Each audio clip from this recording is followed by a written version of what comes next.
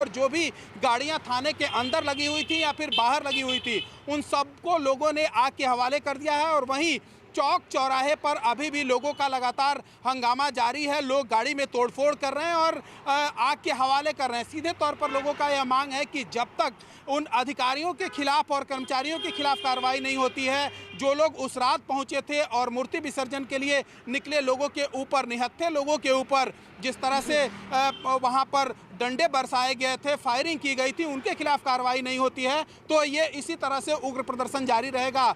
और ये जो अभी तक नजर आ रहा है, इसमें साफ तौर पर यह समझा जा सकता है कि जो मुंगेर शहर है वो पूरी तरह से अभी बंधक बना हुआ है। लोग घर से बाहर नहीं निकल रहे हैं और जो भी सरकारी संपत्ति है उसको लगातार लोग नुकसान भी पहुंचा रहे हैं। नेहा जी, लेकिन चंद्रमोहन ये बताइए कि अचानक से स्थिति इतनी गंभीर कैसे हो गई? अरुण, हमारे संवाददाता आपसे पहले ये बता रहे थे कि उस इलाके में 800 से 900 के करीब लोग मौजूद हैं। इतनी बड़ी संख्या में लोग जुट गए और पुलिस कुछ नहीं कर पाई।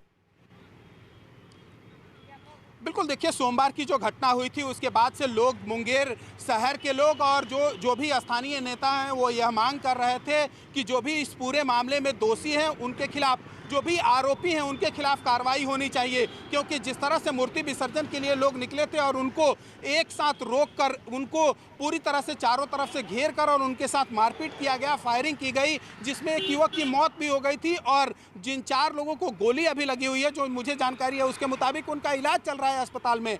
ऐसे हालत में जो भी अधिकारी इस पूरे मामले में आरोपी हैं या फिर दोषी हैं उनके खिलाफ कार्रवाई होनी चाहिए। लोग कार्रवाई की मांग कर रहे थे और शायद 3 दिन गुजर जाने के बाद भी कोई कार्रवाई नहीं हुई थी। यही वजह है कि शहर में चौक चौराहों पर एक बार लोग अपने अपने घरों से निकले और तकरीबन 10 जगह से सैकड़ों की संख्या में लोग एक बार सड़क पर उतरे थे, जिसमें 1000 से ज़्यादा लोग शहर में मौजूद थे। और जो भी उनके सामने दिखाई दिया तोड़फोड़ किए और फिर गाड़ियों में आग लगा दी गई। जैसा कि तस्वीर भी आप साफ तौर पर देख सकते हैं। चंद्रमोहन, देखिए, आप जिस तरह से बता रहे हैं वो तस्वीरें भी हम दिखा रहे हैं, किस तरह से थाने के बाहर जो गाड़ियां पार्क्ड थी उनमें आग लगा दी गई, तोड़फोड़ की गई। मुंगेर से ही हमारे संवाददाता अरुण भी हमारे साथ है। अरुण, एक बार फिर से आपसे जानना चाहूंगी, क्या इस वक्त स्थिति कुछ नियंत्रण में आ पाई है?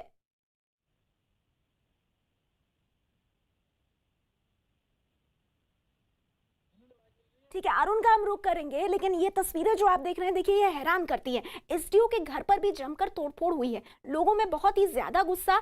सोमवार की जो घटना हुई, आज गुरुवार तक क्योंकि कोई कार्रवाई नहीं हुई है पुलिस अधिकारियों के खिलाफ, जो इसमें लोगों को लगता है कि लिप्त थे, और इस वजह से लोग काफी नाराज हैं। एक बार फिर से पटना का रुख करेंगे। चंद्रमोहन हमारे साथ मौजूद है। चंद्रमोहन, आप कुछ अपडेट दे सकते हैं? क्योंकि देखिए, तस्वीरें बहुत हैरान करती हैं। अगर एसपी के घर में, दफ्तर में तोड़फोड़ हो रही है, अगर थाने के बाहर गाड़ियों को इस तरह से आग के हवाले कर दिया जा रहा है, तो इस नाराजगी को पुलिस कैसे नहीं भांप पाई?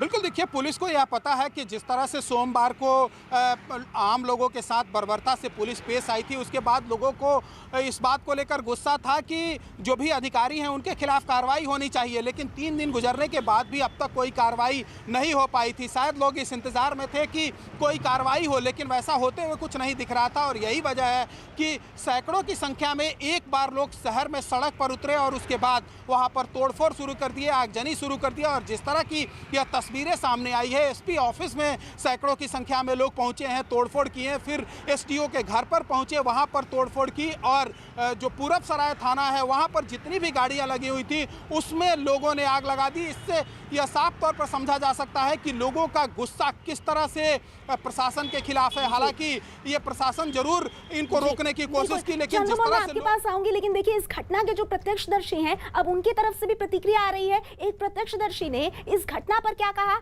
आइए आपको सुनाते हैं। गेट में ताला लगा हुआ था। हाँ। गेट खोल करके जो है अंदर घुस गया। कौन सा आवाज किनका है ये खगेश चंद्र है। कितना लोग होगा? वो लोग कम से कम 1000 के लगभग। क्या बोल रहा होगा उन्होंने? क्या बोल रहा? गाली गलौज करके जो है ईटा पत्थर चलाने लगा। कितना?